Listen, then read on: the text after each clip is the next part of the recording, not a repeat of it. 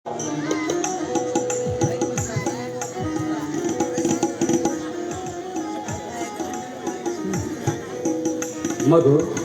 ಬಾಲು, ಇಂದಿನಿಂದ ನೀನೇ ನನ್ನ ಸರ್ವಸ್ವ, ನೀನೇ ನನಗೆ ದಾರಿದೀಪ. ಇಂದಿನಿಂದ ನಾನಿನಗೊಂದು ಕೆಲಸ ಹಚ್ಚುವೆ, ಶಿರಸಾವಹಿಸಿ ಪಾಲಿಸುವೇನಪ್ಪ. ಹೇಳಪ್ಪ, ಅದೇನು ನಿಮ್ಮ ಮಾತು? ನಿಮ್ಮ ಪಾದ ಸಾಕ್ಷಿಯಾಗಿ ಚಾಚು ತಪ್ಪದೆ ಪಾಲಿಸುತ್ತೇನೆ, ಆಯ್ತೇ? ಅಯ್ಯೋ ನನ್ನ ಕನ್ನ ಮುದ್ದು ಜಾಣ ನೀನು. ನೋಡಪ್ಪ,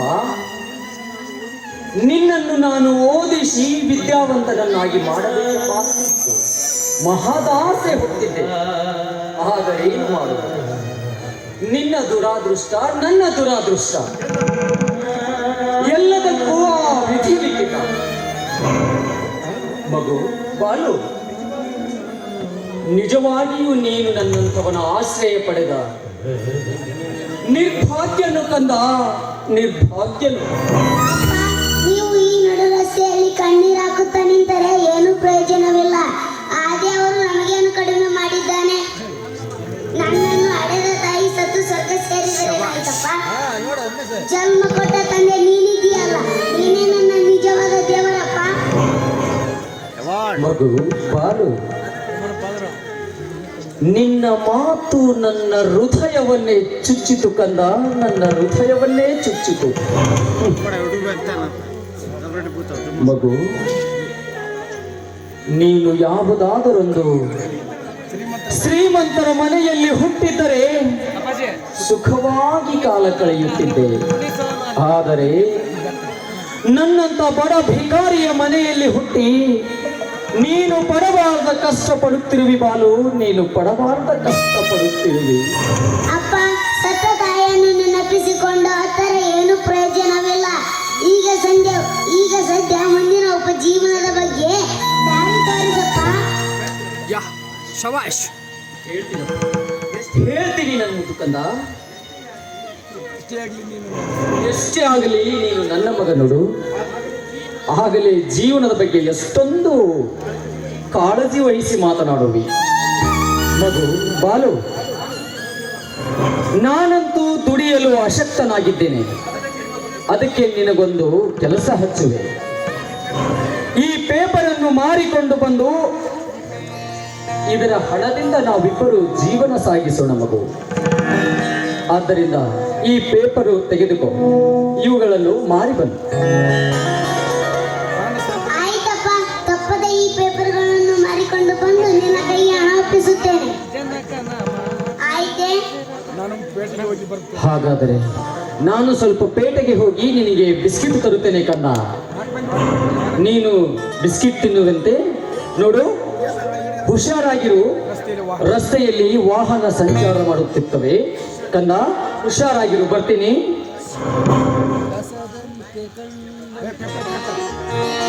ಪೇಪರ್ ಸರ್, ಪೇಪರ್.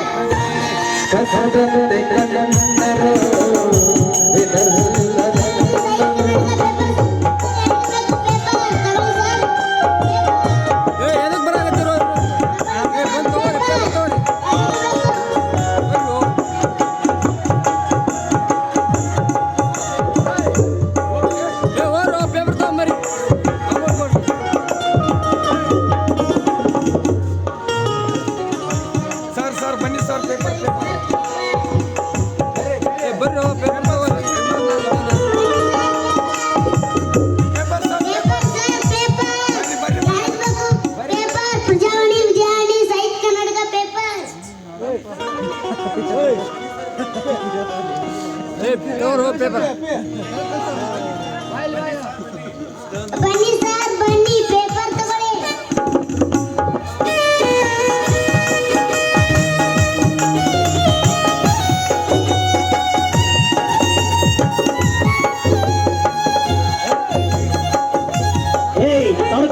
ಸ್ವಲ್ಪ ದಾರಿ ಬಿಟ್ಟು ನಿಲ್ಲೋ ರಾಸ್ಕಲ್. ನಮಗೆ ಪೇಪರ್ ಬೇಕಾಗಿಲ್ಲ, ಬಿಡುತ್ತಾರಿನ. ಸರ್, ಆ ಅಂಗಡಿ ಸರ್ ಕೇವಲ ₹1 ಸರ್. 1 ರೂಪಾಯಿ ಕೊಟ್ಟು ಪೇಪರ್ ತಗೊಂಡ್ರೆ ನಿಮ್ ಶ್ರೀಮಂತಿಗೆ ಏನು ಕಡಿಮೆ ಆಗಲ್ಲ ಸರ್. ಪೇಪರ್ ಕೆಲವರನ್ನೇ ಚೋಟಿದ್ದೀಯಾ, ನನಗೆ ಎದುರು ಉತ್ತರ ಕೊಡ್ತೀಯಾ? ನಮ್ಮ ಶ್ರೀಮತಿಗೆ ತೆಗೆದುಕೊಂಡು ನೀನೇನು ಮಾಡ್ತೀಯಾ?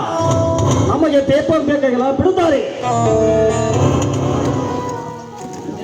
ಪಾಪ ಮಗು ಏನೇ ತಪ್ಪು ಮಾತಾಡಿ 1 ರೂಪಾಯಿ ಕೊಟ್ಟು ಒಂದು ಪೇಪರ್ ತೆಗೆದುಕೊಳ್ಬಹುದಲ್ಲ.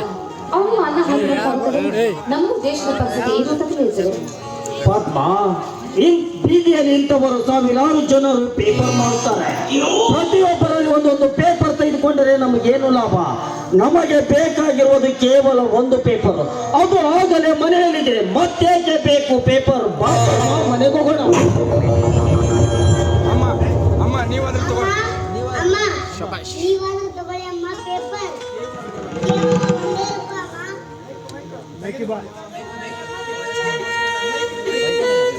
ಅಮ್ಮ ಅಮ್ಮ ಎಂದು ನೀನು ಕೂಗ್ತಾ ಇದ್ದೆ.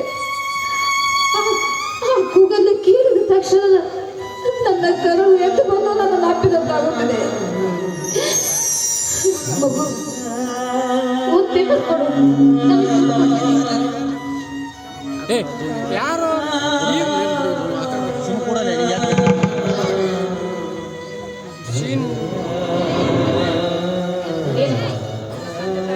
ನಿನಗೆ ತಂದೆ ತಾಯಿ ಯಾವ ಹೇಳ್ಬೇನಪ್ಪ? ಅಮ್ಮ ನನಗೆ ತಾಯಿ ಇಲ್ಲ. ನಾನು ಹುಟ್ಟಿದ ತಕ್ಷಣ ಸತ್ತು ಸ್ವರ್ಗ ಸೇರಿದರಮ್ಮ. ನನಗೆ ತಂದೆ ಮಾತ್ರ ಇದ್ದಾರೆ. ಅವರು ನಿಜವಾಗ್ಲೂ ದೇವರಂತಾರಮ್ಮ. ಈಗಲಾದರೂ ತೆಗೆದುಕೊಳ್ಳಿ ಅಮ್ಮ ಪೇಪರ್. ತಕ್ಕ ಮಗ ನಿನ್ನ ಮಾತು ಕೇಳ್ತಾ ಇದ್ರೆ ನನ್ನ ಕರುಳು ಕತ್ತರಿಸಿದಂತ. ನನಗೆ ಪೇಪರ್ ಬೇಡ, ಈ ದುಡ್ಡನ್ನು ತೆಗೆದುಕೋ.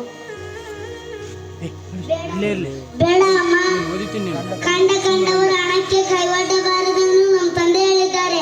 ಬೇಕಾದ್ರೆ ನೀವು 1 ರೂಪಾಯಿ ಕೊಡಿ. ಕೊಟ್ಟ ದುಡ್ಡನ್ನು ಬೇಡ ಅಂತ ತೆಗೆದುಕೋ.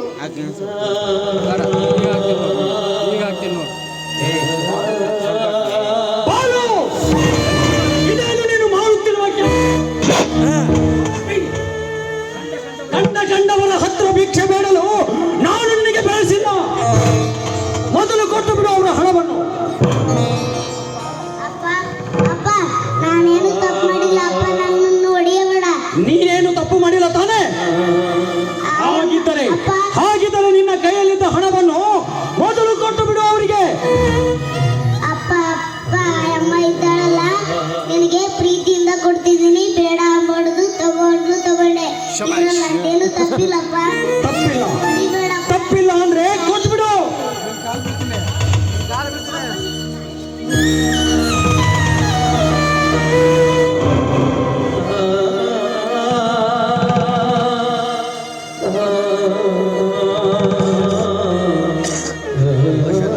ಹುಟ್ಟಿದ ಮಕ್ಕಳನ್ನು ಸಾಕೋ ಯೋಗ್ಯತೆ ಇರದಿದ್ದರೆ ಮಕ್ಕಳನ್ನೇ ಕೆಳೆಯಬೇಕು. ಹುಟ್ಟಿದ ತಕ್ಷಣ ಆ ಕೂಸನ್ನು ತೆಗೆದುಕೊಂಡು ಹೋಗಿ ಎಲ್ಲರ ಕತ್ತಿಚ್ಚಿಗೆ ಬಿಸಾಕಿ ಬಂದಿದ್ದಾರೆ. ಇಂಥ ಭಿಕ್ಷೆ ಬೇಡುವ ತಾಪತ್ರೆ ಆದ್ರೂ ತಪ್ಪಿತ್ತಲ್ಲ. ಮೈಯಲ್ಲಿ ಎತ್ತರ ಬಿಟ್ಟುಕೊಂಡು ಮಾತನಾಡು ಕತ್ತೆ.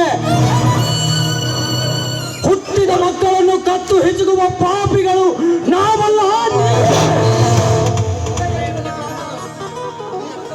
ನೀವು ಹೃದಯವಿಲ್ಲದ ಕಟುಕರು. ಸಾಕು, ಬಾಯಿ ಮುಚ್ಚೋ ಬಡ ಭಿಕಾರಿ. ಭಿಕ್ಷೆ ಬೇಡುವ ಮಗುವಿಗೆ ಜನ್ಮ ನೀಡಿ ನನಗೆ ನೀತಿ ಪಾಠ ಹೇಳಲು ಬಂದ ಇಡಿಯಟ್. ನಿಮ್ಮಂತ ಬೀದಿ ಭಿಕಾರಿಗಳು ಹೆಚ್ಚಾಗಿರುವುದರಿಂದಲೇ ನಮ್ಮ ದೇಶದಲ್ಲಿ ಭಿಕ್ಷುಕರ ಸಂಖ್ಯೆ ಅಧೋಗತಿಯಲ್ಲಿರುವುದು. ನಮ್ಮ ದೇಶದ ಇತಿಹಾಸವನ್ನು ಬಿಚ್ಚಿ ಹೇಳುತ್ತೇನೆ ಕೇಳೋ ಕತ್ತೆ. ಈ ದೇಶದ ಹೊಸ ಇತಿಹಾಸದ ಪುಟಗಳನ್ನು ಒಮ್ಮೆ ತಿರುವಿ ಹಾಕು. ಬೀದಿಯಲ್ಲಿ ಭಿಕ್ಷೆ ಬೇಡುವ ಭಿಕ್ಷುಕರು ಸತ್ತ ಮೇಲೆ ಸೇರುವುದು ಇದೇ ಮಣ್ಣು. ನಿನ್ನಂತ ಶ್ರೀಮಂತರು ಸತ್ತು ಸುಳಿಯುವುದು ಇದೇ ಕನ್ನಡ ಮಣ್ಣು. ಮಣ್ಣಿನ ಮಕ್ಕಳಾಗಿ ಹುಟ್ಟಬೇಕೆ, ಮಣ್ಣಿನ ಮಕ್ಕಳಾಗಿ ಬಾಳಬೇಕು. ಕಂಡಲ್ಲಿ ಬಾಯಿ ಹಾಕುವ ಹಂದಿ ಆಗಬಾರ್ದು. ಎಲ್ಲರೂ ಬರ್ಬೇಕು, ಅಲ್ಲಿ ಒಬ್ರು ಅಲ್ಲ. ರಸ್ತೆಯಲ್ಲಿ ಈ ರೀತಿ ವಾದ ಮಾಡುತ್ತಾ ನಿಲ್ಲುವುದು ತಪ್ಪಾಗುತ್ತದೆ. ಬನ್ನಿ ಹೋಗೋಣ. ಅಡ್ಡ ಐತದ ಶಾಂತೇಶ, ನನ್ನನ್ನು ಈನ ಪ್ರಾಣಿಗೆ ಹೋಲಿಸಿ ಮಾತನಾಡ್ತೀಯಾ? ಇದರ ಪರಿಣಾಮ ಮುಂದೆ ಕಾದು ನೋಡು. ಸೇಡಿಗೆ ಸೇಡು ನಾವು ತೀರಿಸಿಕೊಳ್ಳದಿದ್ದರೆ ಬಿಡಲಾರೆ, ಬರ್ತೇನೆ. ಹೋಗು, ನನಗೆ ಎಚ್ಚರ ಹೇಳಲು ಬಂದಿದ್ದಾನೆ ದ್ರೋಹಿ. ಅಪ್ಪ ಅಪ್ಪ ಸರಿಯಾದ ಪಾಠವನ್ನೇ ಕಲಿಸಿದ್ರಿ ಆರೋಪಿಗಳಿಗೆ. ಈಗ ಸದ್ಯ ಗೊತ್ತಾಯ್ತು, ಬಾರಪ್ಪ ಮನೆಗೆ ಹೋಗೋಣ. ಮಗು ಬಾಲು, ಆಗಲೇ ನಿನಗೆ ಆವೇಶದಲ್ಲಿ ಕೆನ್ನೆಗೆ ಹೊಡೆದು ಬಿಟ್ಟೆ. ಪೆಟ್ಟಾಯ್ತೇನೋ ಕಂದ? ಇಲ್ಲಪ್ಪ, ನನಗೇನು ಪೆಟ್ಟಾಗಿಲ್ಲ. ತಪ್ಪು ಮಾಡಿದವರಿಗೆ ಸರಿಯಾದ ಶಿಕ್ಷೆಯನ್ನು ಕೊಟ್ಟಿದ್ದೀರಿ, ಅಷ್ಟೇ ಬಿಡಪ್ಪ.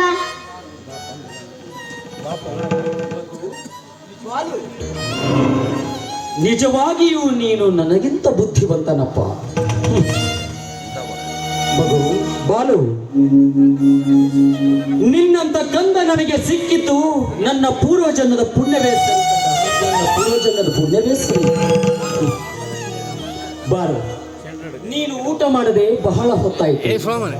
ಬನ್ನಿ ಹೋಗೋಣ, ಮನೆಗೆ ಹೋಗಿ ಊಟ ಮಾಡೋದು. ಸುಮ್ಮನೆ ಹೋಗ್ಲಿ. ಬಾಳೆಂಬ ಹಾಲದಲ್ಲಿ